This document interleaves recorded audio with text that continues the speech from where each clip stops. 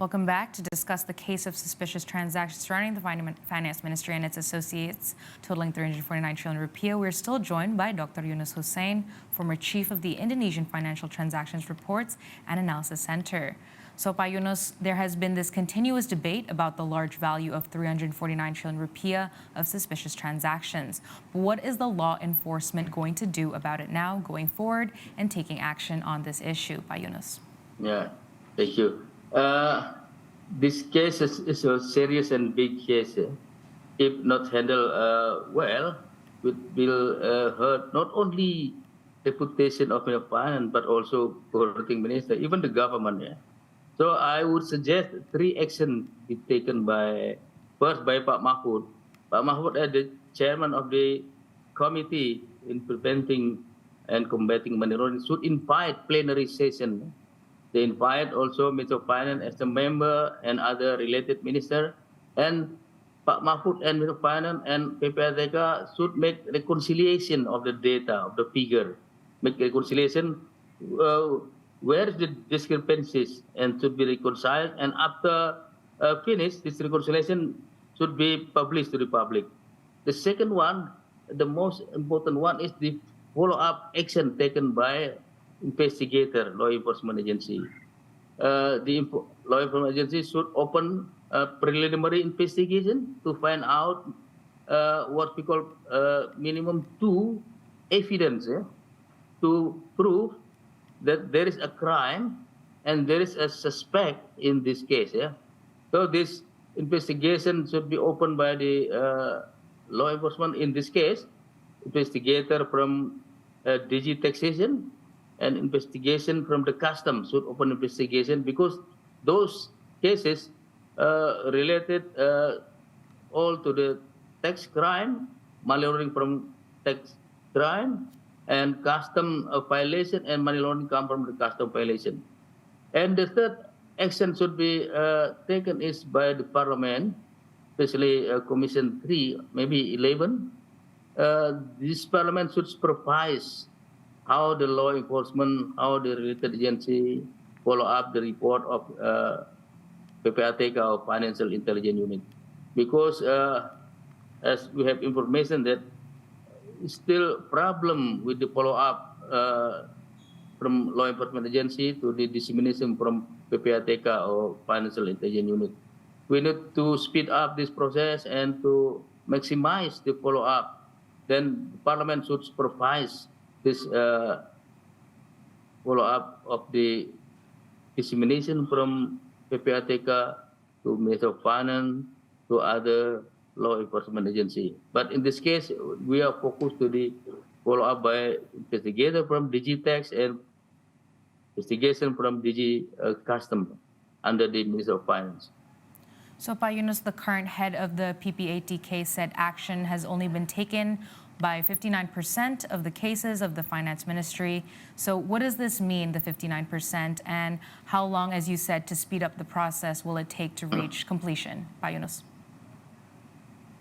It means that there is maybe different perception, why the follow-up, the implementation of from the Milpana is still low, below 50%. The minister should order his subordinate, especially investigator from DG Tax and DG Custom, to make to open preliminary investigation to find out evidence to prove that there is two evidence should be found out to prove there is a crime, a tax crime or money laundering crime from the tax or custom violation and money laundering related to custom. And then after this, they make what we call penyidikan, investigation itself. And there is a suspect of perpetrator that conducted this crime. And this should be reported, not only to the minister, to coordinate minister, also to the parliament. And parliament, I hope, can supervise this implementation or follow-up of the dissemination submitted by PPATK, Financial Intelligence Unit, to the Minister of Finance. That's, I think, three kind of action can be adopted by coordinating minister, Minister of Finance to order his subordinate to investigate this case, and then Parliament have to supervise the follow-up of the dissemination from the PPATK or Financial Intelligence Units. That's my suggestion. Right. So, Pak Yunus, how has this case hurt the reputation of the finance ministry overall? What are your thoughts on that? I think this case will hurt the reputation of the not only Minister of Finance, but other government agencies. The most important one is hurt the finance because we need trust from the public. We need trust from the taxpayer. We need trust from the market player. So they want to conduct business. They want to pay tax properly because about maybe 80% income of the state come from the tax. If the public don't have high trust to the government, the tax ratio will be decreased again. We have already more than less than 10% tax ratio now. I'm worried that if the reputation is hurt and there is no trust, decreasing trust from the public, the tax ratio will also be decreased. That's my opinion on this reputation and trust. Thank you. So moving forward, how do you think the Ministry of Finance should change their operations and regulations to prevent future instances like this one for the future? Pak Yunus.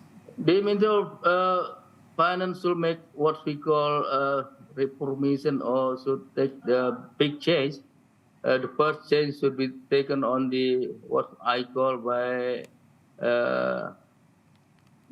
good governance should be improved. And the second one, the more important one, is risk management.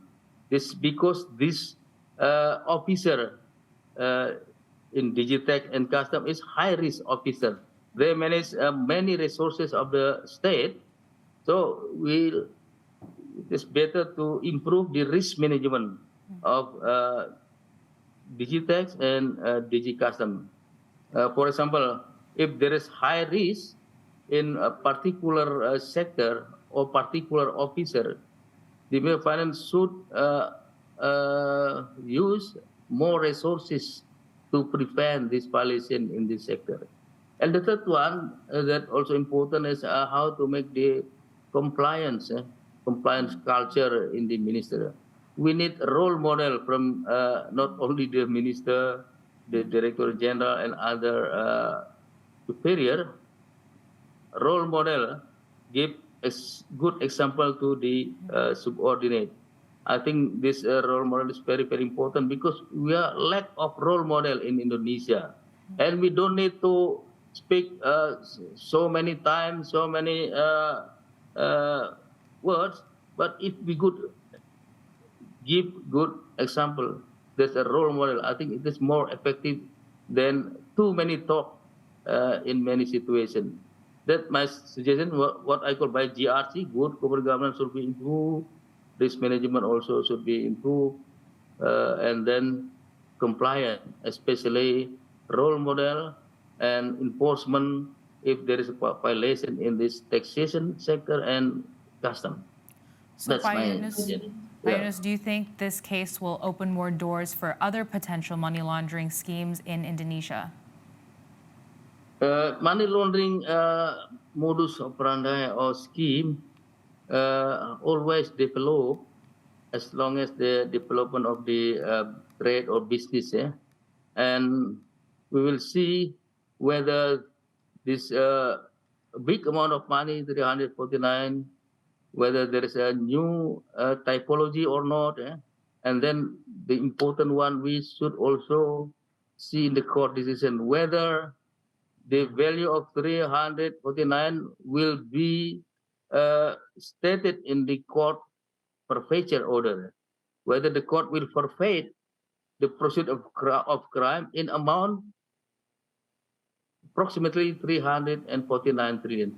If the figure is not so different, I think the figure from PPATK is right, 349. But if the forfeiture by the court is far less, 359, there is I think there is maybe a mistake in calculation of the proceeds of crime submitted to the Attorney General and to the court. Yeah.